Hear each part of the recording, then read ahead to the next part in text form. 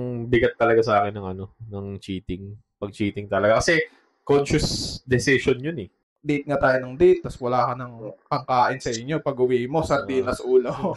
Sa age natin na to kasi, parang na-realize ko na ang dali na lang umalis sa isang sitwasyon na hindi mo talaga totally gusto.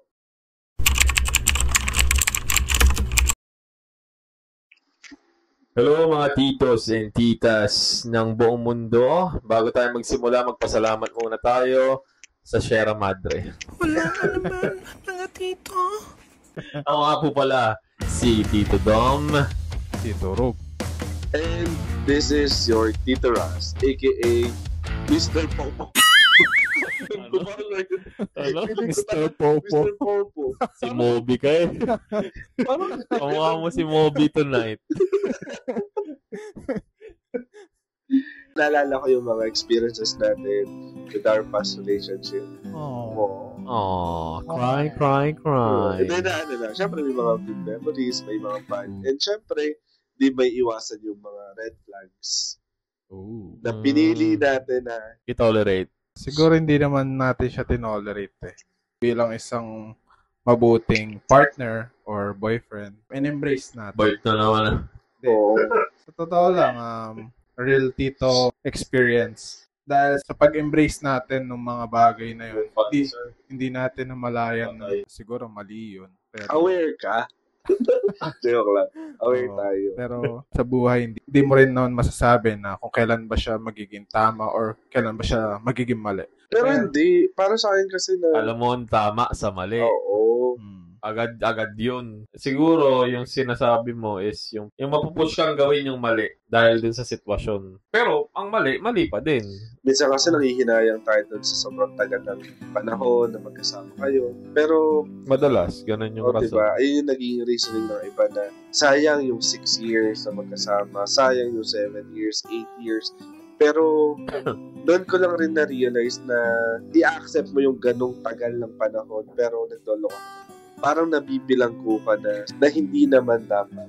Hindi naman siguro sa ito-tolerate. Sa relasyon naman, di naman laging happy, butterflies, rainbow. Darating laging time na magkakaroon ng problema. Meron kayong di pagkakaintindihan. Dapat i-embrace natin yung mga flaws ng isa't isa. So, kaya kahit minsan, aware tayo or alam natin na red flag na is nahayaan natin. Kailan mo masasabi na yung red flag na yun is hindi mo na matatolerate? No, kaya where do you draw the line na pag sumobra na dito, ayoko na. Kumbaga ito na yung limit. Breaking point ko or limit ko eh.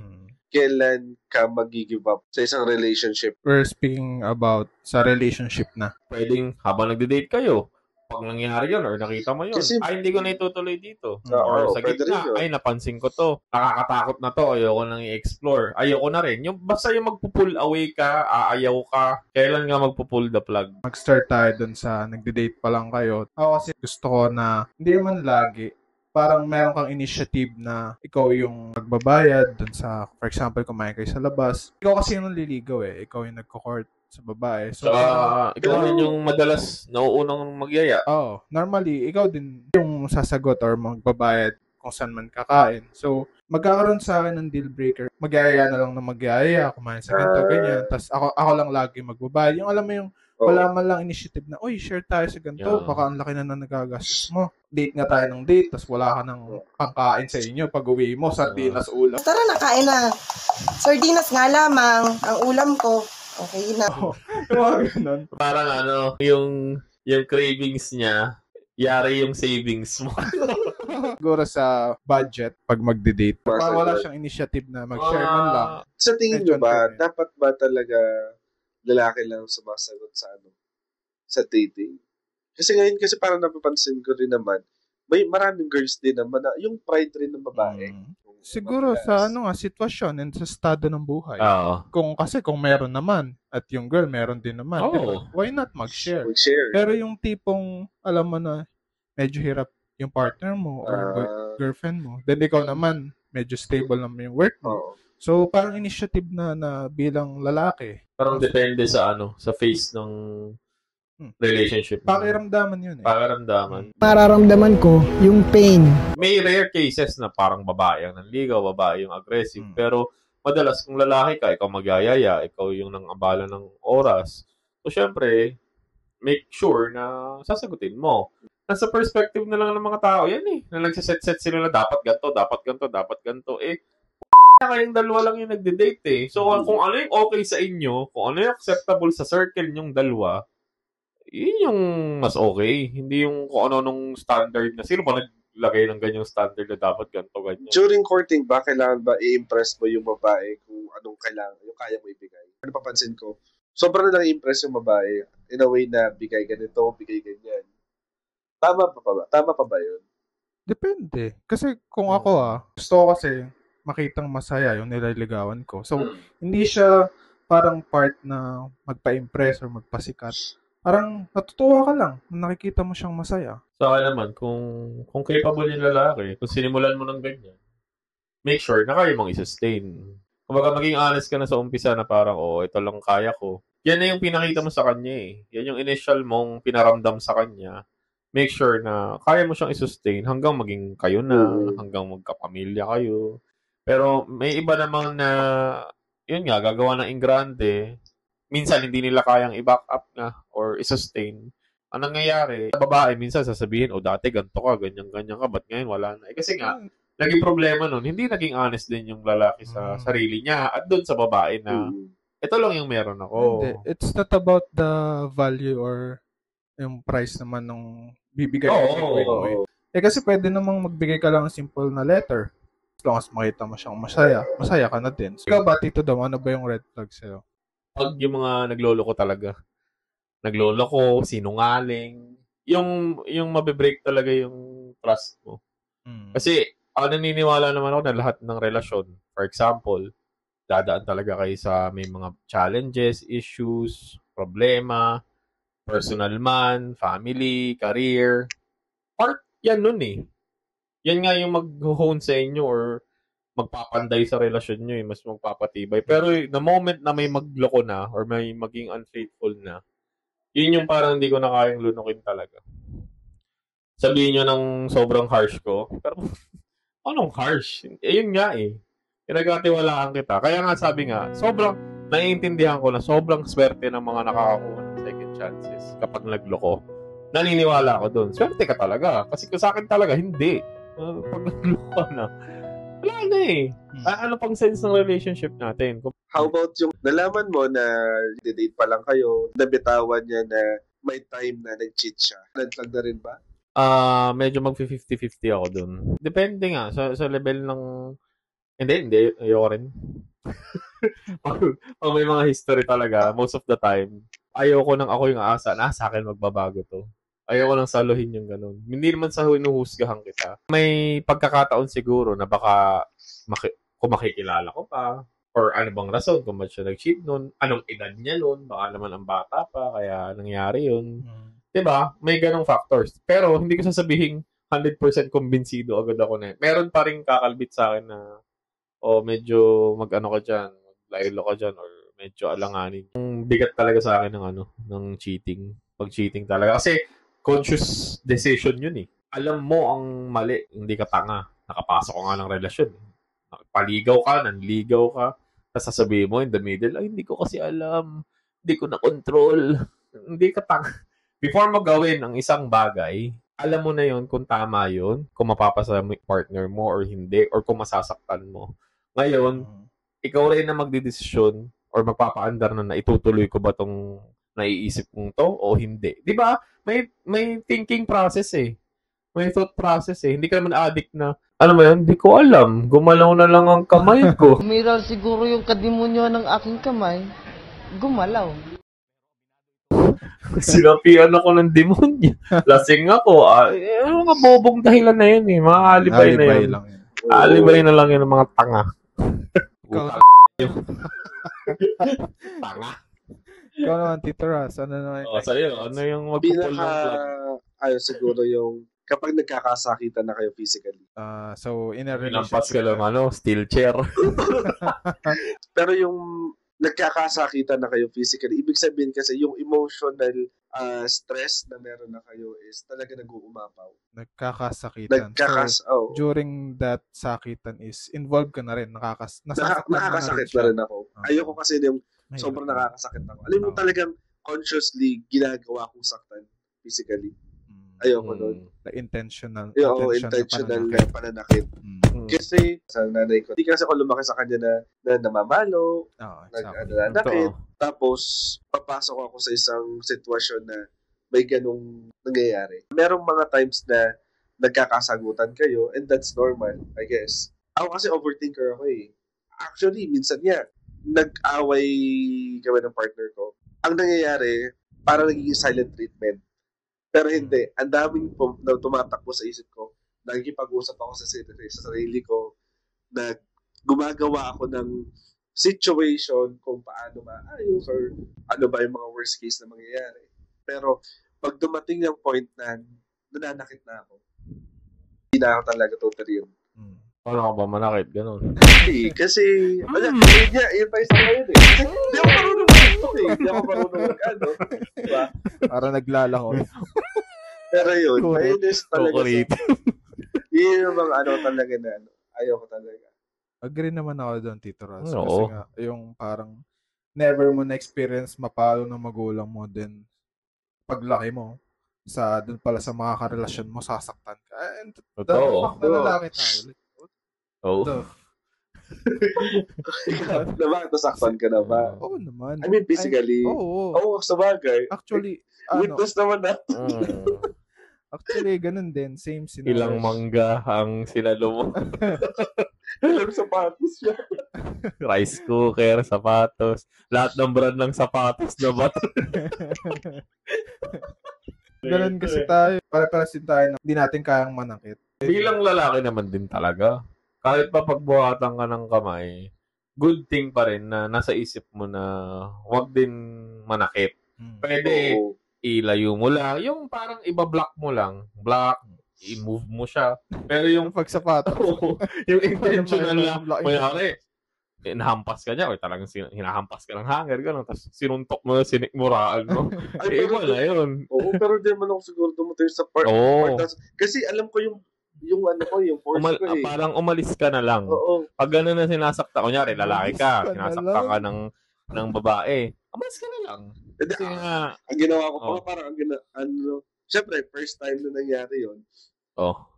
Di tinry ko muna. Tapos, hinayaan ko na lang nasaktan ako. Water dance mo. Yun. Siyempre. Nag-training ka ng endurance. Wow, kung makasabi ng battery na husband, tingnan mo naman. Ilang relasyon mo ba nakita namin? Honey buttered husband.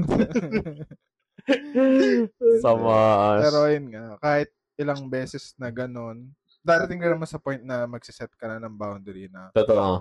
Enough na. Tama. And sa age natin na to kasi, hindi na kasi natin kailangan, parang na-realize ko na, ang dali na lang umalis sa isang sitwasyon na hindi mo talaga totally gusto. Hayaan nyo rin ma-experience yung mga bagay. Hindi naman namin kayo pakikalman o pipigilan dyan. Pero coming from us na na-experience yan, yun nga, huwag kayo magstay sa isang sitwasyon na ang pangit. Sayang yung oras, sayang yung pagod, sayang yung emosyon na ine-invest nyo. Tapos, ganun. Alam nyo yung wala ng pag-asa. Pwede nga, i-workout nyo. Kasi yun nga, number one, like sa mga na-discuss namin, magkaroon kayo ng boundaries. Na ito yung no-brainer na, ito, ayoko to. Ayoko to sa... Pag sinabi mo naman ding ayaw mo, palintigan mo ayaw mo. Hindi yung, ang pogi kasi. May abs kasi. Pero padumi yung pusod niya. Huwag niyong i-tolerate dahil sa itsura. Putang isipin niyo, sobrang daming tao sa mundo. Kung nangihinayang kayo na pogi yan, ang dami pang pogi dyan. Tapos matataon pa na, ang ganda pa ng ng status sa buhay. Status sa buhay, ang ganda ng ugali, napalaki ng maayos. Hindi yung mga sad boy na, mga jejebo na nauuso ngayon. Siguro sa new generation, payo ko lang is, huwag kayong matakot. Yung tipong wag kayong magpaka-sad boy na, but yung friend ko medyo ba't ang hirap ko magka-jowa? Hindi.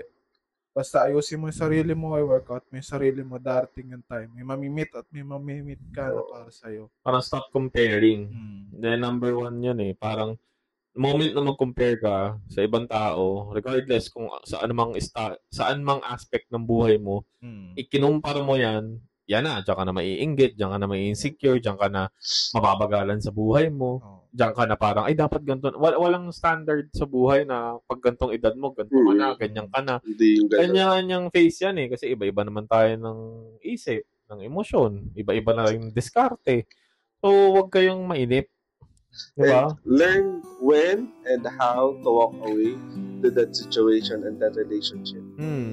Kasi yun nga, hindi mauubos. Kung wala man dumating sa inyo, okay lang din. At least, hindi ka natali sa isang partner mo na everyday nananalangin ka na lang sa Lord na tama na yung nangyayari. Tama na! Tama na! Oo. Tsaka hindi totoo yung mababago mo yung tao. Kumbaga, pwede mo siyang ma-inspire, ma-influence. Pero yung actual change, hindi sa'yo. Hindi mo responsibilidad. Wala kang abilidad din na baguhin siya mismo. Siya yung pipili nun. Kailan niya isi-switch yung, ay, sige, dahil ganito, na-inspire ako ng partner ko, ay, nakikita ko na ganito yung ano, no. Diba? Ako mag-flip ng switch na, ay, magbabago na ako. Diba? Huwag yung control, walang ganun, yung binago ko ni ganito. Huwag mong gawing santo ang sarili mo. Diba? Yung mga, hindi ako naniniwala sa ganun. Babaguhin ng tao yung sarili niya. If he wants to change, he will change. Totoo. Diba? Huwag mo masyadong pagtuunan ng pansin yung mga bagay na hindi mo makokontrol. Mas pagtuunan mo ng pansin yung sarili mo kasi ikaw yan. Oo. May control ka sa may control ka sa emosyon mo, sa reaction mo, sa choices mo, sa nararamdaman mo. Ayun nga eh. Para isa pang advice lang, i-acknowledge nyo lahat ng emosyon nyo. Lalo na yan, when it comes to dating, being in a relationship, or paano i-exit sa pangit na relationship, lagi nyong i-acknowledge any emotions na nararamdaman nyo. Kasi as long as maging honest ka sa sarili mo, sa nararamdaman mo, yun yung makakatulong sa'yo para makapag-decide kung saan ka, or ano yung magiging decision mo sa mga sitwasyon na pagdadaanan mo or dun man sa relasyon. It's a cliche na your feelings are valid. Pero yun eh, ikaw yun eh. Totoo. Diba? Mas pakinggan mo sarili mo. Mas pakinggan mo sarili mo kung saan ka magiging komportable. Oo. So yun, mga konting ano lang, dito love advice. Yeah. Para maraming experience, maraming worse, maraming happy din. Siyempre, pinipili natin yung maging happy tayo. Pero mas pipili natin yung happy tayo sa mga partner natin ngayon. Mas ano, parang... ano kasi sabihin ng mga nag-uusapan natin. Oo, saya kami. Mga taken kami lahat ngayon. Happy and satisfied. So, yun. Mga based sa mga opinion lang naman namin yun. Diba? Siguro, feeling ko mas makakatulong siya sa mga younger generations. Kasi ngayon, lahat nagmamadali. Sobrang nagmamadali lahat. Feeling nila, mauubusan sila. Hindi. Kami bilang nandito na sa edad na to, sa bracket na to, kami nagsasabi sa inyo na hindi. Ang dami pang nagagawang bagong tao. Yung iba nga, tila mo, malay mo, ano pa lang, kinder pa lang yung true love mo. Si Tito Vic nga eh. Shout out kay Tito Vic. Antay lang kayo. Huwag kayo magmadali. Ayusin nyo ang pag-aaral nyo. Ito. Once na nakapagtrabaho kayo, doon na. Ayun na totoong buhay. Doon mo na makikilala kung sino talaga yung mas makakasama mo sa panghahabuhay. Enjoyin nyo lang. Kasi habang nag-aaral kayo, enjoyin nyo talaga yan. Pagtawid nyo dun sa pag-graduation, pagtawid nyo, ay, ewan ko lang. Baka humingi ka na lang tulong kay Sherabat sa mga nangyayari dito. Kung pwede nga, wag na kayong pumunta dito. Diyan lang kayo. Mag-aral kayo, mag-aral na lang. Tawag doon? Mag-shift kayo ng course. Wag na kayong tumawid sa buhay na to. Kung subukan, masisira ang buhay mo. Tapusin nyo lahat ng kursong gusto nyo tapusin. So, yun. A very lovely episode brought to you by... So, yun. Thank you. Tito from Sierra Madre. Walang anuman, mga tito. See you sa next episode namin, mga titos and titas. Please Like, follow, Share. and subscribe. See ya. See you.